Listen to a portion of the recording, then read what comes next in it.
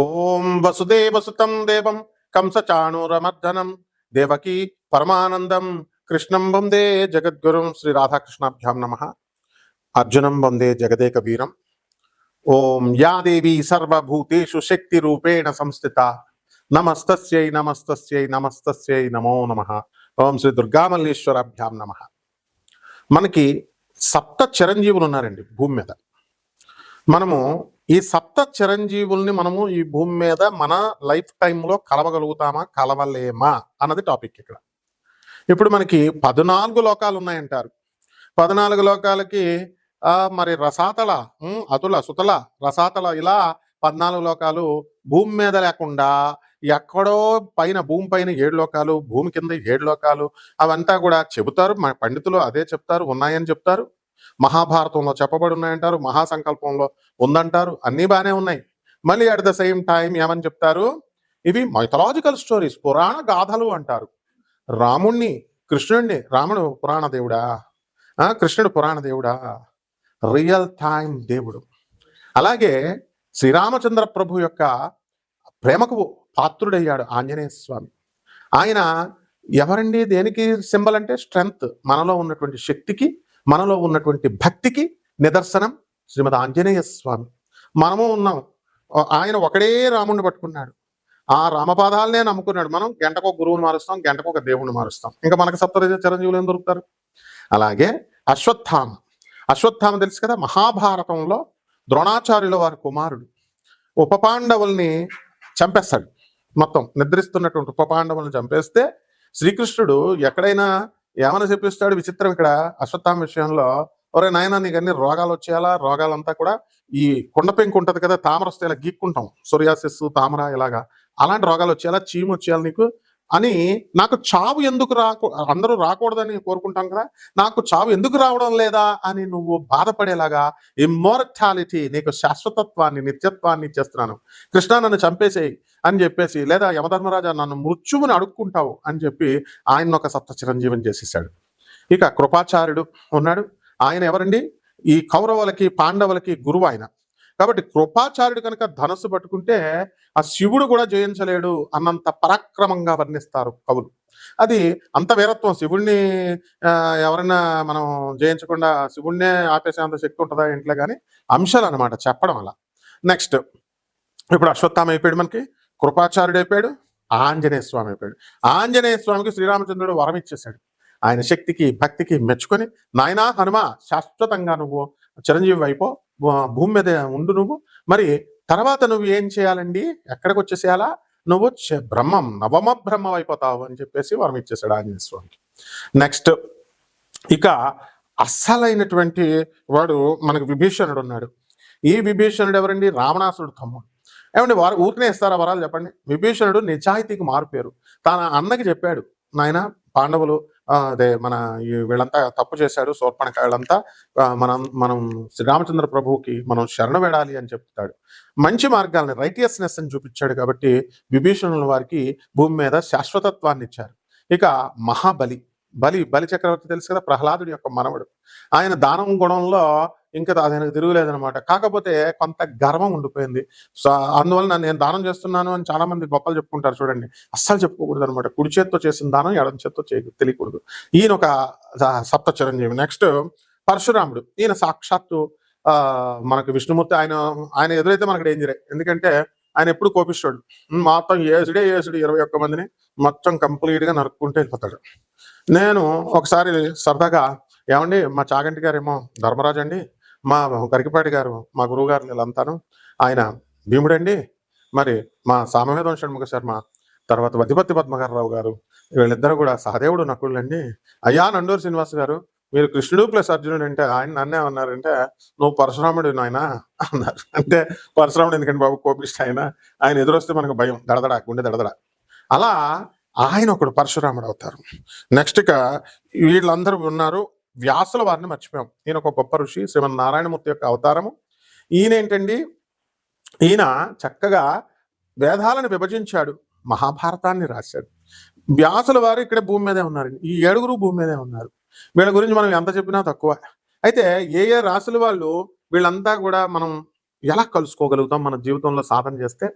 ఏ చిరంజీవులను కలుసుకోగలుగుతాం? సప్త చిరంజీవుల దర్శనాలు మనకు ఉంటాయా అనేది. అది కాకుండా మనకి మహావతార్ బాబాజీ గారు ఉన్నారు. రజనీకాంత్ ప్రతి సంవత్సరము వెళ్ళి మరి ఈయన్ని కలుస్తారు మహావతార్ బాబాని అని చెప్తారు, వెళ్తారు. అది నిజం కూడా. అందువల్లనే ఆయన బాబా అని ఇలా సినిమా తీశారు, చూసారు, మహావతార్ బాబా. మహావతార్ బాబా ఎవరండి? లహరి మహాశయుడు. ఆయన శిష్యుడు లహరి మహాశయుడు. లహరి మహాశయుడు శిష్యుడు యుక్తేశ్వర బాబాజీ. యుక్తేశ్వర బాబాజీ శిష్యుడు మనకి మన గురుదేవులైనటువంటి పరమహంస యోగానందుల వారు. మరి ఈ మహావతార్ బాబాజీ కూడా మనకి ఈ అక్కడే ఇమ్మోర్టల్ గా శాశ్వతత్వాన్ని కలిగి హిమాలయ పర్వతాల్లో ఉంటారు. ఈ గ్యాంగ్ అంతా ఎక్కడుంటారా అంటే హిమాలయ పర్వతాల్లో ఉంటారు, సింపుల్ గా చెప్పేస్తారు. మరి ఈ మధ్య కాలంలో హిమాలయ పర్వతం ట్రెండ్ అయిపోయింది. ఆ కాలంలో హిమాలయాలు అనేవారు, ఇప్పుడు శంబాలా నగరం ట్రెండ్ వచ్చింది. ఇలా ఆంజనేయ స్వామి కదలీవనంలో ఉంటాడని, అరటిపళ్ళు అంటే ఇష్టమని, ఇలా రకరకాలుగా చెప్తారు. మొత్తం మీద హిమాలయాస్ లో స్పిరిచువల్ మాస్టర్స్ ఉంటారు. ఒక ప్రభాత్ రంజన్ సర్కార్ అంటే ఆయన ఆనందమూర్తి గారు, సుభాష్ చంద్రబోస్ మేనల్లుడు, ఆనంద్ మార్గాన్ని స్థాపించినటువంటి ఆయన, పరమహంస యోగానందుల వారు, వీళ్ళందరూ కూడా హిమాలయ వివేకానందుడు, రామకృష్ణ చచ్చిపోయారు కదండి. చచ్చిపోతే ఐన్స్టీన్స్ థియరీ ఆఫ్ రిలేటివిటీ ఏం చదివారు? మొద్దు బుర్రలు చచ్చిపోతారు ఎక్కడన్నా గురువులు, స్పిరిచువల్ మాస్టర్స్. మీ పితృదేవతలు చచ్చిపోయారు, పైకి వెళ్ళిపోయారా? ఎనర్జీస్ ఉండవా ఇక్కడ? థియరీ ఆఫ్ రిలేటివిటీ అని చెప్తుంది. స్థూల శరీరం, బాడీ, ఎనర్జీ అక్కడే ఉంటుంది. ఇది మాయమవుద్ది, ఎనర్జీ ఉంటుంది, లోపల శక్తి అక్కడికి పోదు. అదే ఆత్మ అని భగవద్గీతలో చెప్పారు. మరి ఇలా ఎంతో డీప్ నాలెడ్జ్ కావాలి దీనికి. అలా మనకేంటంటే ఈ యొక్క సప్త చిరంజీవులను అందరినీ కూడా మనం హిమాలయ పర్వతాల్లో మనం దర్శించుకోవచ్చు. రజనీకాంత్ గారే కాకుండా చాలా మంది గొప్ప గొప్ప సినిమా యాక్టర్లంతా కూడా మనం పేర్లు చెప్పకూడదు, వీళ్ళంతా ధనవంతులు, మనం అపర కోటీశ్వరులు కూడా. మహావతార్ బాబాని ఈ సప్త చిరంజీవుల వేటలో వీళ్ళంతా వెళ్తారు, దర్శనాలు చేసుకొని వస్తున్నారు. మరి అయితే ఏమండి శంబాలా నగరమే వెళ్ళిపోయారు, వాళ్ళే చెప్తారు 4th డైమెన్షన్ లో చూడాలి. శంబాలా క్రమంలో మానవులు ఎవరు వెళ్ళలేరు, మానవులు మాత్రం స్థూల శరీరంతో వెళ్ళలేరు, ఆత్మతో వెళ్ళిపోవాలా అంటే సూక్ష్మ శరీరంతో వెళ్ళిపోవాలా. వీళ్ళు ఏమన్నా పరమహంస యోగానందుల వారులా వీళ్ళు? ఆయన ఆటోబయోగ్రఫీ ఆఫ్ యోగి పుస్తకంలో ఏమని రాస్తారు? బాడీ విత్ 2 souls, ఒకే శరీరంలో 2 ఆత్మలు ఉన్నాయి. 2 చోట్ల దర్శనం అయ్యే సెయింట్లు ఉన్నారు. స్లీప్లెస్ సెయింట్ ఉన్నాడు, నిద్రపోడు ఆయన. ఇలా మహాత్ములంతా కూడా హిమాలయ పర్వతాల్లో తపస్సు చేస్తూ ఉంటారు. ఇటువంటి వాళ్ళని చూడాలని చాలా సంతోషంగా, చాలా ఉత్సుకత, ఆతృత ఉంటుంది. అదొకటే సరిపోదు, భక్తి కావాలా, డివోషన్ కావాలా, డిటర్మినేషన్ కావాలా, అండ్ స్ట్రాంగ్ డెడికేషన్ కావాలా. ఇది లేదు మనలో, అందుకే కనబడరు మన కాళ్ళు. అయితే రాణిఖేట్, ఉత్తరప్రదేశ్లో ఉన్నటువంటి రాణిఖేట్ పర్వతాల్లో కూడా ఒక యోగి ఆత్మకథలో లహరి మహాశయుడికి మహావతార్ బాబాజీ గారు ఆయన్ని గుర్తించి, ఆయన పూర్వజన్మను గుర్తు చేసి ఆయనకి దర్శనాన్ని ఇస్తారు. ఆ తర్వాత ఆయన పర్సనల్ కాంటాక్ట్, ఆనందమూర్తి గారు కూడా పర్సనల్ కాంటాక్ట్ ఆజ్ఞా చక్రాన్ని పట్టుకుని, మరి ఈరోజు నీతా అంబానీ గారు, ముఖేష్ అంబానీ గారు, సుశీల్ గోయంకా గారు, సీమా గోయంకా గారు, సత్యనారాయణ గోయంకా అంటే విపాసన అని మీరు చెప్తున్నారు కదా, అలాగే శ్రీ శ్రీ రవిశంకర్జీ గారికి, అలాగే రామ్దేవ్ బాబా, వీళ్ళంతా ప్రభాత్ రంజన్ సర్కార్ శిష్యులు. టాటా బిర్లా, నిశాంత్ బిర్లా, నిర్మలా బిర్లా, హేమీలంతా కూడా. అలా మనకి లహరి మహాశయుడికి ఒక గుహలో వెళ్ళి, నాయన ఆ గుహలో ఏముందో చూడు అంటారు. చూడు అంటే ఈయన ఏముంది, నాకు టైం అయిపోతుంది, ఏముంది అని అంటాడు. దుప్పడం ఉంది, కమంలో ఉంది, అంత బూజు పట్టేసిందంటే అప్పుడు మహావతార్ బాబాజీ వచ్చి ఇలా ముట్టుకుంటారు. ఆజ్ఞా చక్రాన్ని ముట్టుకోగానే అది యాక్టివేట్ అయిపోయి, ఇప్పుడు నేనే పూర్వజన్మలో నేను ఇక్కడ తపస్సు చేశాను, ఇవన్నీ కూడా ఉండిపోయినాయి అని చెప్తారు. అదంతా కూడా లహరి మహాశయుడు కి ఏం చెప్పారు మహావతార్ బాబాజీ ఒక యోగి ఆత్మకథలో మనం చదవండి, నేను కూడా తర్వాత చెప్తాను. ఇప్పుడు మన వాళ్ళంతా కూడా దొంగ శక్తిపాతాలు, దొంగ పర్సనల్ కాంటాక్ట్లు ఇవన్నీ ఇస్తున్నారు. మహాత్ములకు అలా ఉండదు. ఒక రమణ మహర్షి, ఒక స్వామి వివేకానందుడు, రామకృష్ణ పరమహంస లాంటి వాళ్ళంతా చేయరలాగా. వాళ్ళంతా కూడా హిమాలయ పర్వతాల్లో ఉంటారు, సజీవులై ఉంటారు. అందువలన భౌతిక శరీరం లేకపోవచ్చు, but they will have the సూక్ష్మ శరీరము, ఆస్ట్రల్ ట్రావెల్ అంటాము. కాబట్టి ఎనర్జీ అక్కడే ఉంటుంది. ఆ ఎనర్జీస్ ఎనీ ఫిజికల్ ఫామ్ లో మనకి దర్శనాలు ఇస్తారు. అంతేగాని ఇప్పుడున్నటువంటి యూట్యూబ్ లో చెప్పేటటువంటి వాళ్ళు, తర్వాత పండితులు అని చెప్పుకునేటటువంటి వాళ్ళు, ఈ వీళ్ళంతా చెప్పేదంతా సోదనమాట. కాబట్టి పరమహంస యోగానందుల వారు, రమణ మహర్షి, వివేకానందుడు, రామకృష్ణ పరమహంస, ప్రభాత్ రంజన్ సర్కార్, పరమహంస యోగానందుల వారు, వీళ్ళు అబద్ధం చెప్తారండి? మహాత్ములు, జగద్గురువులు, ఆదిశంకరాచార్యులు వారు, వీళ్ళంతా కూడా రామానుజాచార్యులు వారు, వీళ్ళంతా అక్కడ ఉంటారు. కాబట్టి స్పిరిచువల్ మాస్టర్స్ యొక్క అనుగ్రహం ఉంటే మాత్రమే మనకి మనం దర్శనం చేసుకోగలుగుతాం. మాణికేశ్వరి మాత ఉందండి, మాణికేశ్వరి మాతను కలవడానికి నేను 3 సార్లు వెళ్ళాను. ఆ కొండ రాయచూరు దగ్గర. ఇప్పుడు ఇక్కడ ఉన్నటువంటి కర్ణాటకలో మరి ఉంది అమ్మవారు. అక్కడికి వెళితే నాకు అర్థమయ్యేది కాదు. ఏమంటే ఇటు సైడ్ ఇస్తారు దర్శనం, అది అటిస్తున్నారు, ఆ తలుపు వేపిస్తున్నారు, ఇటు వేపిస్తున్నారు అని పరిగెలు పెట్టేవాళ్ళం. అదిగో వచ్చేసిన దర్శనం అయిపోయిన త్రిశూలం పట్టుకుని అనేవారు. ఆ తల్లి మరి అందరికీ శక్తి స్వరూపిణి అంటారు. ఇలా గొప్ప గొప్ప మహనీయులు ఉన్నారనమాట. అటువంటి వాళ్ళు ఏ రాశి వాళ్ళకి ఎవరి దర్శనాలు అవుతాయి, ఇలాంటివన్నీ కూడా మనం తెలుసుకోవచ్చు. ఇది చేయాలంటే ఎలాగ జ్యోతిషపరంగా స్పిరిచువలిజంని జ్యోతిషపరంగా ఏ రాశుల వారు ఏం చేస్తే ఎలా నడుచుకుంటే అసలు గ్రహస్థితుల గతులు ఎలా ఉన్నాయి, అటువంటి వాళ్ళ దర్శనం ఎలా ఇస్తారు, స్పిరిచువల్ మాస్టర్స్ ఆజ్ఞ ఉంటేనే మాత్రమే మనం అడుగు పెట్టగలుగుతాం. కాబట్టి ఇట్లాంటి సందేహాలన్నింటికి కూడా మనం మీ జాతకాలు కూడా నాన్ కమర్షియల్ ఆస్పెక్ట్తో మా అమెరికా ఆఫీస్ను సంప్రదించాలి మీరు. ఆ నార్త్ కరోలినా చార్లెట్లో మేము ఆఫీస్ ఉంది, అమెరికన్ ఆఫీసు. అమెరికాలో నాసా రిపోర్ట్స్తో మనము అందరికీ కూడా నాన్ కమర్షియల్ ఆస్పెక్ట్ అంటే ఏంటి, పేద ప్రజలకి, అనాథలకి, సాధువులకి వీళ్ళకి సహాయం చేసే నిమిత్తంగా మీ అందరికీ కూడా వరల్డ్ నెంబర్ 1 ఆస్ట్రాలజర్ని కాబట్టి మీకు అందరికీ అందుబాటులో ఉండాలి అనేటటువంటి ఉద్దేశంతో మనం చెప్పడం జరుగుతుంది. నేను ఒక ప్రొఫెసర్ని, అధర్వణ మీద పండితుడిని కాబట్టి జాగ్రత్తగా నిజంగా అవసరం ఉన్నటువంటి వాళ్ళు తప్పకుండా చేయండి. నా పేరు కొట్టగానే వేరే వాళ్ళ జ్యోతిష సెంటర్లు, నా పేరు కొట్టగానే వేరే వాళ్ళ ఫోన్ నెంబర్లు అలా వస్తున్నాయి గూగుల్లోనూ అక్కడ. కాబట్టి కబడ్డార్, జాగ్రత్తగా ఉండండి.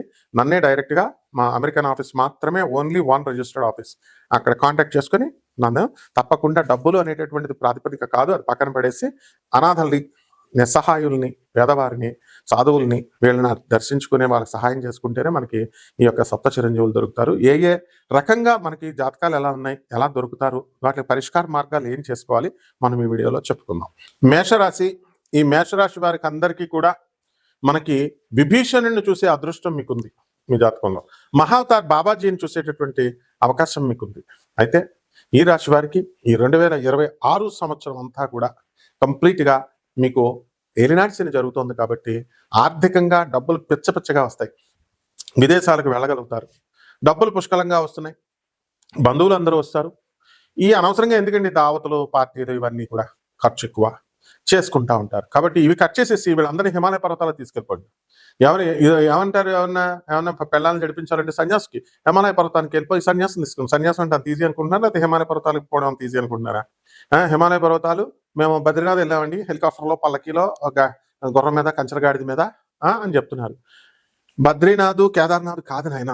మహావతార్ బాబాజీని, వీళ్ళని, ఈ సప్త ఋషుల్ని మనం చూడాలి అంటే, విభీషణుడిని మీరు చూడాలి అని అంటే ఖచ్చితంగా మీరు నడక యాత్ర చేయాలి. గవర్నమెంట్ పర్మిషన్స్ ఉండాలి. బీపీలు గీపీలు ఇవన్నీ చెక్ చేసుకోవాలి. అక్కడి నుంచి అనేకమైనటువంటి మార్గాలు ఉన్నాయి. ఆ మార్గాల ద్వారా హిమాలయ పర్వతాల్లో, అండ్ నాట్ ఓన్లీ స్నో ఒకటే కాదు, స్నో లేనటువంటి ప్రాంతాలు కూడా ఉన్నాయన్నమాట.